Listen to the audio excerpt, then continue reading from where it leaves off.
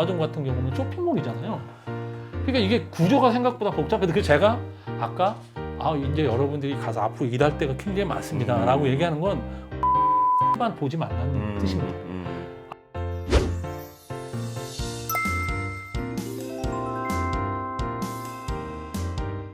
그다음에 최근 이제 메타버스라는 게 유행을 했는데 이제 여러분들이 좋아하는 게임 안에다가 사람들이 게임 하러 들어왔다가 여러분들이 만든 동영상 컨텐츠를 게임에서 영화 보듯이 게임 속에 들어가서 보는 세상이 됐으니까 방송사에 안 들어가고 게임 회사에 들어가서 컨텐츠를 만들어도 되는 거고, 정말 컨텐츠 가지고 여러분들이 무엇이든 상상할 수 있는 거든 다 할 수 있는 세상이 됐기 때문에 지금은 내가 이 컨텐츠 가지고 무엇을 할 수 있냐라는 상상력을 기르는 거, 창의력을 기르는 거에 대한 고민을 해야 되는 시점 아닌가. 그럼 일단 선생님께서 말씀해 주신 것은 컨텐츠가 적용되는 분야는 정말 넓어졌다. 그래서 기회가 많아졌다라고 이해했습니다.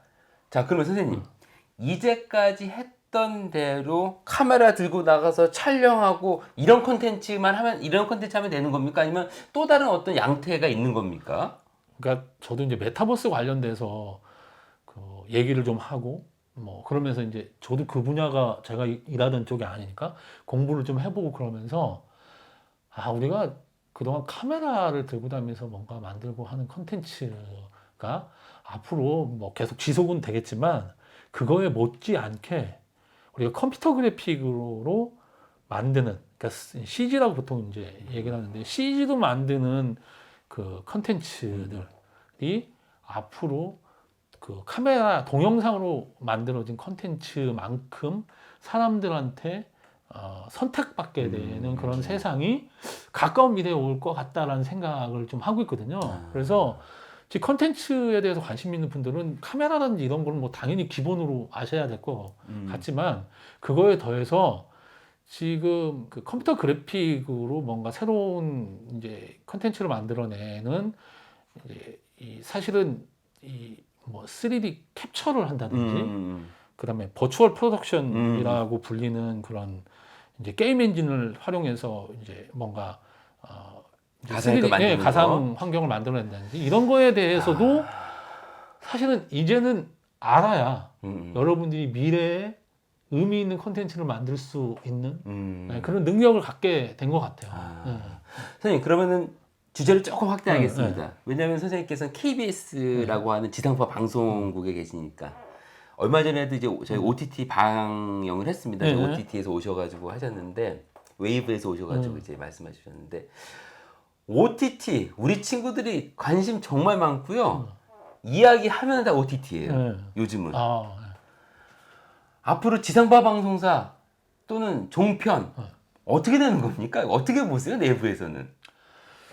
그러니까 그 사실은 OTT라고 하는 거에 대해서 이제 앞으로 미래를 어떻게 볼 거냐라는 거는 이제 전문가마다 좀 생각이 좀 다른 것 같고 실제로 그 OTT라고 하는 거하고 기존의 컨텐츠를 만드는 방송사하고 그다음에 뭐 프로덕션들, 영화사 이런 거의 관계가 과연 어떻게 될 거냐라는 건 생각보다 되게 복잡한 문제라 저희가 미래를 딱 예측하기는 어려워요. 근데 이제 OTT에 관심을 이제 많이 갖게 되신 거는 솔직히는 이제 국내 OTT 때문은 아니고 그렇죠, 넷플릭스 때문에 이제 관심을 갖게 된 거고 워낙 넷플릭스도 많이 보고 최근에 넷플릭스에서 나오는 오리지널 컨텐츠들이 이게 뭔가 우리 문화를 선도한다고 얘기할 수 있을 정도로 사람들한테 반향을 일으키는 컨텐츠들이 사실 많았거든요. 그러다 보니까 그동안 지상파 방송사, 그다음에 최근에는 또 종편이나 TVN에서 뭔가 주도하는 것 같았던 그런 그 영상 컨텐츠가 OTT로 넘어가는 거 아니야?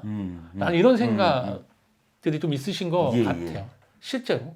근데 과연 OTT가 계속 그럴 수 있느냐라는 거는 조금 고민해 볼 여지는 있어요. 근데 가능성이 높은 거는 사실은 있어요. 그게 뭐냐면 결국은 영상 콘텐츠는 제일 중요한 게 예산 싸움이에요.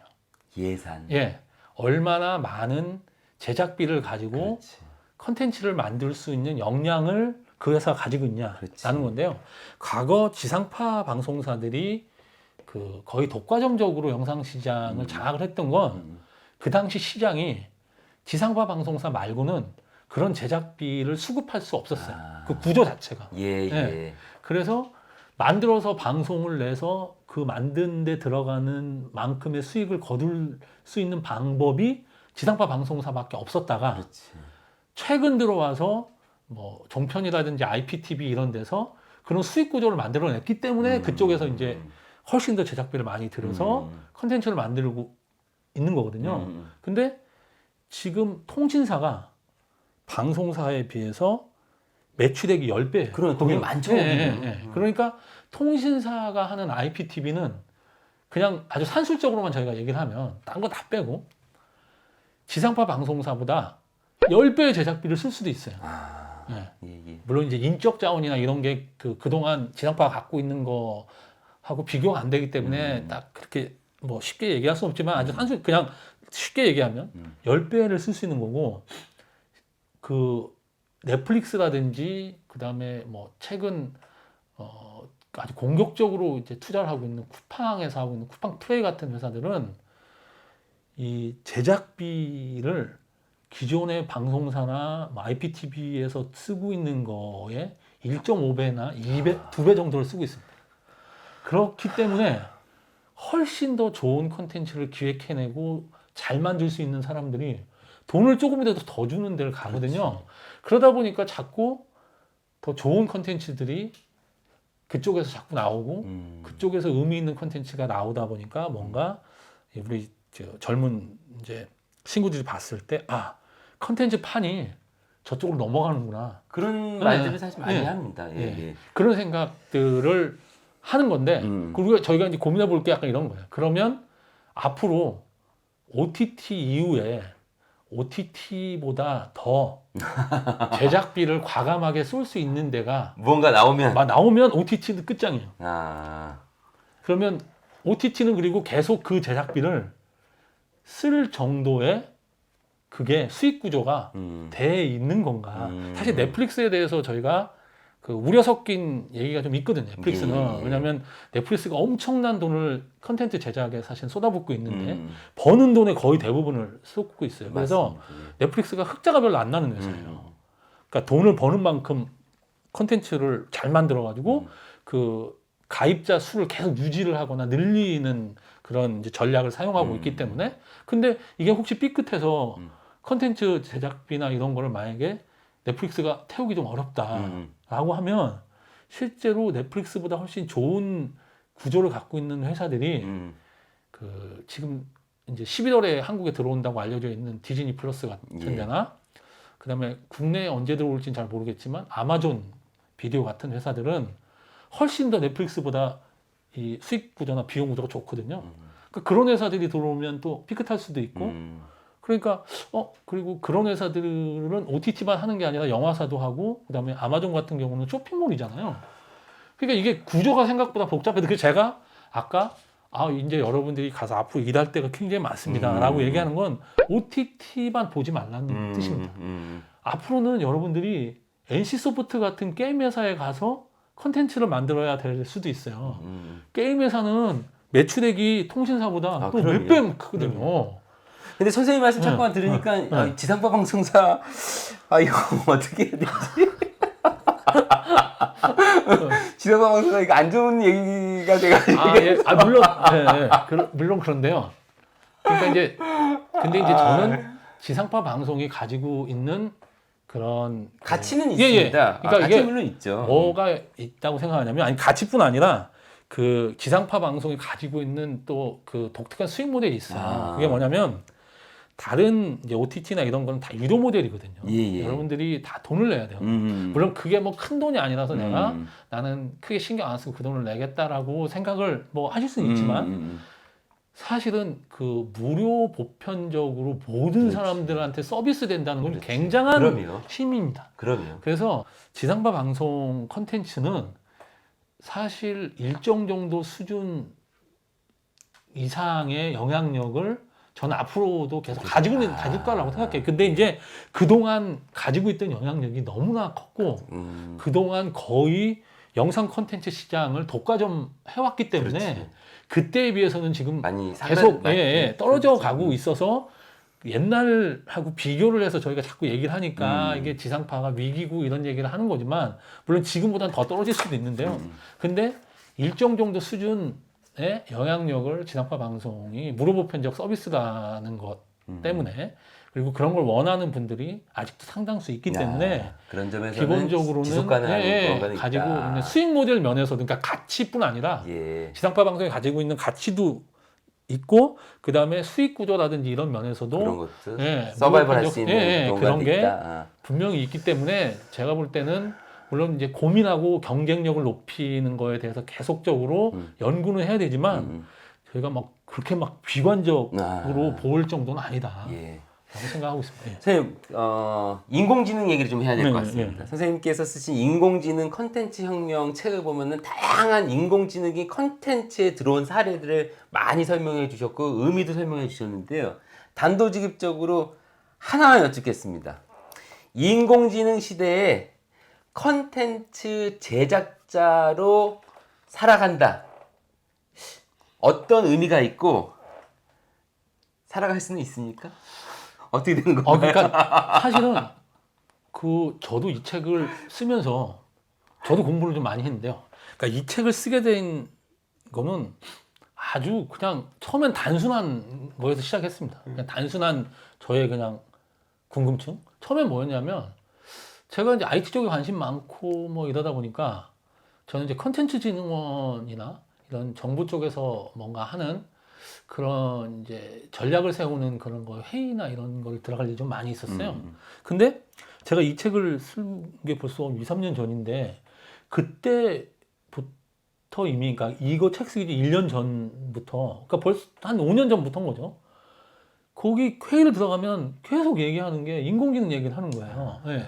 그 컨지넌이면 다 컨텐츠 관련된 이제 기술을 얘기하는 건데. 근데 그때 5년 전에 막 얘기를 하는데 저는 얘기를 하면서 든 생각이 이렇게 인공지능 얘기를 많이 하는데 도대체 컨텐츠 분야에 인공지능이 활용되고 있는 거를 제가 잘 못 봤거든요. 그때만 해도. 예. 이런 게 있어? 그냥 궁금했어요. 그래서 제가 이제 구글에 가서 한번 찾아봤어요. 처음에는 그냥 찾아봤더니 너무 많은 거예요. 깜짝 놀랐어요. 그래서 야, 나도 나름 인공지능이나 IT에 대해서 안다고 하는 사람인데 그냥 이런 게 있을 거라고 생각하고 우리가 막 얘기는 했는데 이렇게까지 구체적인 사례가 소개 안 된 게 많고 계속 새로운 게 나오니까 또 뉴스에 보면 이거 책을 써도 되겠다 라고 해서 이제 자료를 다 모은 거예요. 제가 그 자료를 모아서 출판사에 얘기를 했더니 출판사에서 그거 재밌겠다 그래서 바로 이거는 출판사 여러 군데서 책을 내자고 막 하더라고요. 그래서 바로 책을 내게 됐는데 그러면서 제가 이제 사실 이제 공부를 좀 많이 했어요. 말씀하신 대로 그럼 인공지능이 그냥 들 때 인공지능이 다 콘텐츠 만들고 앞으로 그러면 우리는 그럼 제작자가 뭐 하지? 라는 건데 실제로 콘텐츠를 완전히 창의성을 완벽하게 발휘해서 뭔가 만들어내는 것까지 인공지능 수준이 올라가기 위해서는 앞으로 제가 볼 때 5년? 아니 5년, 10년은 걸릴 거라고 봐요. 저는. 예, 그런 인공지능이 정말 나와서 여러분들이 놀고 인공지능 컨텐츠 다 만들고 나머지 창작자는 다 놀 정도에 되는 거는 그 정도 걸리는데 그러면 우리가 왜 인공지능에 대해서 알아야 돼? 라고 얘기를 하신다면 뭐냐면 앞으로 인공지능이 컨텐츠 창작하는데 많은 도움을 주게 될 거라는 거예요. 지금 이 얘기는 이 인공지능 컨텐츠 혁명이라는 게 뭐냐면 여러분들이 인공지능에 대해서 이해를 하고 인공지능을 활용할 수 있는 컨텐츠 창작자면 다른 사람들보다 훨씬 쉽고 훨씬 새로운 걸 빨리 만들어내는 사람이 돼서 앞으로 미래 사회에서 컨텐츠 창작자 중에 앞서가는 사람이 될 수 있다라는 얘기를 사실 하고 싶었던 거거든요. 그 시점에서 제가 질문 하나 드리면은